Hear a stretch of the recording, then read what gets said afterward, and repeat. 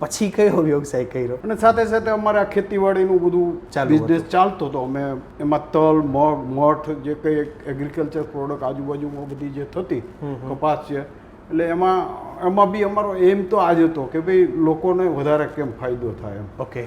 એટલે જે કંઈ પ્રોડક્ટ છે, આજે માનો કપાસ છે તો કપાસ અમે ડાયરેક્ટ ખેડૂત પાસેથી લેતા અને પછી એ કપાસ અમે ડાયરેક્ટ જીનિંગ ફેક્ટરીને આપતા. જેથી કરીને શું છે કે વચ્ચેના જે કંઈ એજન્ટ હોય કે વેપારી હોય એ બધાના પ્રોફિટનો શેરિંગ થાય. સમજાઈ ગયું. જે ઉત્પાદન કરે છે મહેનત કરી એ લોકોને વધારે ફાયદો થાય એ હેતુથી.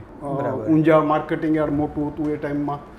જીરું છે, ઈસબગુલ છે, એ ટાઈપના જે કંઈ ટૂંકમાં જ્યાંથી ઉત્પન્ન થાય છે અને પછી એનો એન્ડ પ્રોસેસ ક્યાં છે, એટલે ડાયરેક્ટ ટૂંકમાં સેટિંગ કરવાની એમથી અમે કાયમી વેપાર ત્યાં કરેલો. ઓકે. સરાની અંદર